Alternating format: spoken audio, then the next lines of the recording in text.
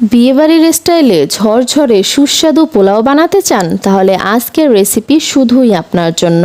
আসসালামু আলাইকুম, কেমন আছেন সবাই? এই রেসিপি ফলো করে আপনি যাকেই এই পোলাও রান্না করে খাওয়াবেন সেই আপনার প্রশংসা করতে বাধ্য। আর এত ঝরঝরে হবে পোলাও, আর খেতে পুরো অসাধারণ। খেয়ে আপনার পুরো ফ্যান হয়ে যাবে। পোলাও রান্না সবাই করতে পারে, বাট ঝরঝরে আর এত পরিমাণ সুস্বাদু পোলাও অনেকেই বানাতে পারে না। তাই তাদের জন্য আজকের এই রেসিপি। বিলিভ মি, একবার আমার এই রেসিপি ফলো করে বানিয়ে দেখবেন, নিরাশ হবেন না। আপনার পরিবারের সবাইকে খুশি করতে আজকেই বানিয়ে ফেলুন দুর্দান্ত স্বাদের পোলাও। সঠিক মাপে একদম পারফেক্টভাবে ঝরঝরে পোলাও রেসিপি। তাহলে চলেন শুরু করি। প্রথমে আমি এখানে 3 পট সুগন্ধি চিনি গুঁড়া পোলাও চাল নিয়েছি। তারপর একটি প্যান দিয়ে এর মধ্যে দিয়ে দিলাম তেল, তারপর দিলাম পেঁয়াজ কুচি, তারপর দিব এলাচ, দিয়ে দিব তেজপাতা, নেড়ে ছেড়ে দিলাম। পেঁয়াজটা ব্রাউন কালার চলে আসছে, দিয়ে দিব পোলাও চাল। চালটা আমি ধুয়ে পানি নিংড়িয়ে নিয়েছি। এখন নেড়ে চেড়ে মিশিয়ে নিব।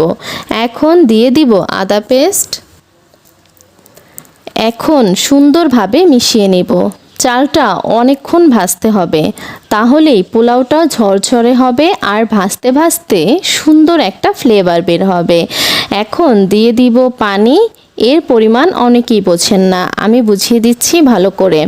যেই মগটা দিয়ে আমি পানি দিচ্ছি এই মগেরই 3 কাপ চাল নিয়েছি, এই মগেরই 6 কাপ পানি দিয়ে দিব।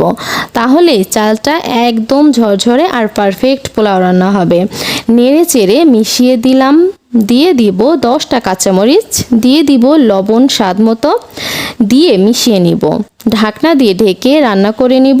এখন ঢাকনা খুলে নেড়ে চেড়ে দিলাম। পানিটা প্রায় শুকিয়ে আসতেছে, নাড়তে থাকবো অনবরত।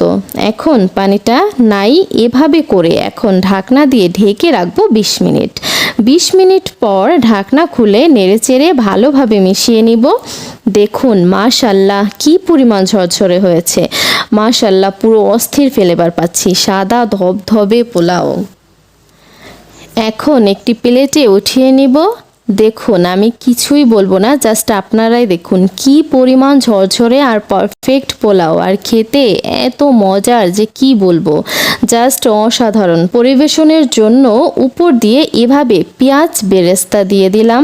মাশাল্লাহ পুরো অস্থির লাগছে। আশা করি আজকের ভিডিওটি আপনাদের অবশ্যই ভালো লেগেছে। যদি ভালো লেগে থাকে তাহলে প্লিজ আমার ইউটিউব চ্যানেলটি সাবস্ক্রাইব করে দিবেন, আর অবশ্যই প্রিয়জনের সাথে শেয়ার করে দিবেন। আর এতক্ষণ কষ্ট করে যারা আমার ভিডিওটি দেখেছেন তাদেরকে অসংখ্য ধন্যবাদ আর অফুরন্ত ভালোবাসা। আল্লাহ হাফেজ।